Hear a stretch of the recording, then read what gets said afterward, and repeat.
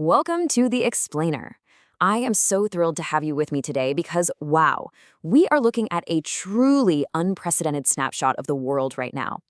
If you've been glancing at the headlines at all, you know today's global events are deeply contrasting, honestly kind of chaotic, and moving at absolute breakneck speed. But hey, don't worry, that's exactly what we're here to do, break it all down. We're going to take all that noise and turn it into a clear, structured roadmap of today's most crucial developments, pulling directly from the source material.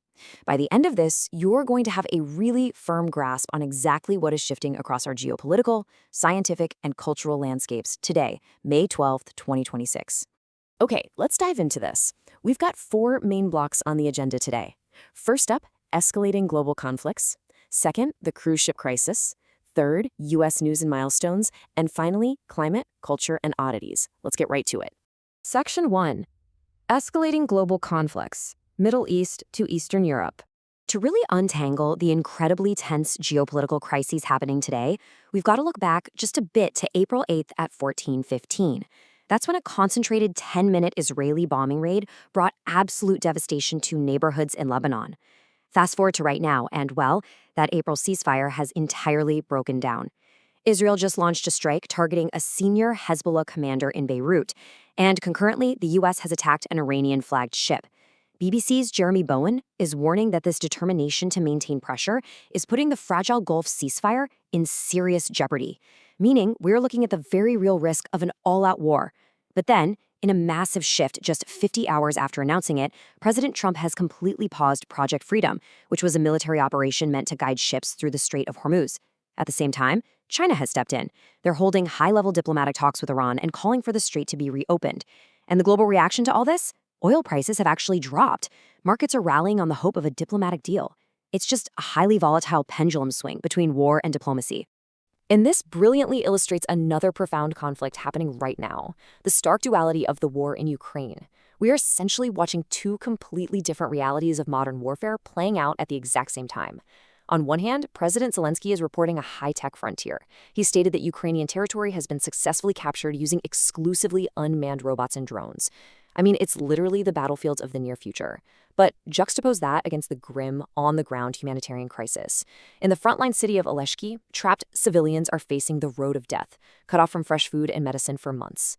On top of that, despite Ukraine declaring a unilateral ceasefire, Russia totally ignored it and launched a devastating attack on a kindergarten. It's a really sobering reminder that no matter how advanced our military tech gets, the human cost of conflict is just tragically grounded in reality. Section 2. The Cruise Ship Crisis, Outbreak at Sea. So the crucial point is understanding the exact biological threat we're dealing with here. Passengers on this ship have been confirmed to be infected with the Andes strain of hantavirus. Now you might be wondering, why are global health experts watching this so intensely? Well, because while hantavirus is always severe, this specific Andes strain is unique. It can, in rare instances, be passed from person to person. Experts are heavily analyzing the infection risks right now because think about it, a confined environment like a cruise ship is literally the absolute last place you want a highly transmissible virus to show up. Let's map out exactly how this maritime emergency has unfolded on board. The cracks actually started showing weeks ago. On April 12th, a YouTuber named Ruhi Chenet filmed an announcement on the ship claiming the virus was not infectious, and get this, that was right after the first death had already occurred. The situation clearly deteriorated from there. Today, off the coast of Cape Verde, international evacuations are officially underway, with British, German, and Dutch nationals being taken off the ship. The human toll is escalating so rapidly. UK Foreign Secretary Yvette Cooper has addressed it, calling the situation very serious and deeply stressful for everyone involved. So what happens next? Over the next 3 days, the ship is charting a course straight for the Canary Islands. But this is fraught with diplomatic tension because the local president there had previously stated he absolutely did not want the ship to dock. It's essentially a massive medical and logistical puzzle unfolding in real time right on the open ocean. Section 3. U.S. news and milestones, politics, justice, and media. All right, bringing it back to domestic shores, let's look at the updates making headlines here. In the political sphere, the U.S. Midwest is holding some closely watched primary contests right now. We've got news out of Ohio, where Vivek Ramaswamy, known as a staunch ally of President Trump, has emerged victorious, officially securing the Republican nomination for governor. Then, shifting to a much heavier story. In Edmond, Oklahoma, authorities are responding to a tragic mass shooting. The incident happened around 9 p.m. local time on Sunday at a party near Arcadia Lake. Police report that the violence left one person dead and 22 others injured. Just a very sobering update to our weekend news cycle. We also saw the conclusion of a truly heartbreaking legal case in Texas today. A former FedEx driver has officially been sentenced to death. Back in 2022, he was dropping off a package at a home when he kidnapped and killed 7-year-old Athena Strand. During the incredibly emotional sentencing, Athena's uncle addressed the court, and his words just perfectly capture the incomprehensible grief of their family. He told the court that Athena's killing took a piece of every single person who loved her. It's a profoundly heavy moment of justice for a community that's been forever changed. Transitioning from that solemn conclusion in the courts to the end of an absolute era in media. 87. That is the age at which media mogul Ted Turner has passed away. If you consume news today, you live in the world Ted Turner built. He completely revolutionized modern television and global culture when he launched the cable news network, CNN, back in 1980. I mean, he pioneered the 24-hour news cycle, entirely changing how humanity processes information and world events. A true giant of the industry for sure. Section 4. Climate, Culture, and Oddities. We are seeing a sheer, simultaneous variety of global events happening at this exact moment. Just look at the spread here. In Germany, a massive, targeted law enforcement operation is underway. Police just raided locations across 12 states to crack down on neo-Nazi criminal youth groups. Meanwhile, in Indonesia, we're seeing the brutal force of nature. Saturated by heavy rains on May 4th, a river in West Java overflowed into a raging torrent, completely destroying a glamping facility in Bogar. And then, for something completely bizarre out of France, a suspended university academic is currently under investigation. His crime?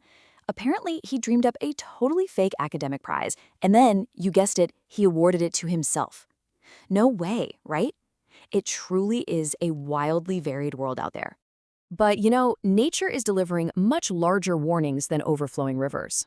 New scientific research has just confirmed that a massive mega tsunami in Alaska was actually the second largest ever recorded in history. And here's why this matters to all of us. This wasn't just some freak seismic event. The data suggests that this giant wave was directly driven by glacier melt caused by climate change. As the planet warms and the ice retreats, the risk of these catastrophic mountain-collapsing giant waves is actively increasing. It is a stark, undeniable visual of a changing climate. Now, what's really interesting about this slide is how fashion is being wielded globally today. In North Korea, observers are intensely studying the evolving outfits of Kim Joo-ae. Her fashion choices are being analyzed as direct signals that she's actively being groomed for leadership succession. It's fashion as statecraft. But contrast that statecraft with high society performance art. Over at the 2026 Met Gala, the most talked about looks centered around the theme costume art. Here, fashion isn't about political succession at all. It's being explored purely as an embodied art form. It's such a fascinating structural comparison of how clothing communicates absolute power versus artistic expression on the world stage. Okay, before we wrap up, I want to offer a quick moment of pure empathy. Amidst all the heavy crises today, we have the story of Bumpy. Bumpy is an orphaned baby hippo who is found tragically clinging to its lifeless mother at a lake. But there is a beautiful silver lining here. Bumpy has been rescued and is now being safely hand-reared by dedicated keepers at a sanctuary in Kenya. It's just a small, touching reminder of the care and rehabilitation that happens quietly around the globe every single day. Which brings us to our final thought. Just look at what we've covered together in these past few minutes. We are witnessing robot-led warfare in Eastern Europe, a climate-driven mega tsunami in Alaska, a viral outbreak traversing the ocean, and the passing of the pioneer who literally created the modern 24-hour news cycle we use to track it all. The geopolitical, scientific, and cultural landscapes are shifting right beneath our feet. The future isn't just arriving, it's arriving way faster than we ever expected. So I'll leave you with this question to ponder. Are we ready for the world of tomorrow, today? Thank you so much for joining me for this explainer. Keep learning, stay curious, and I'll see you next time.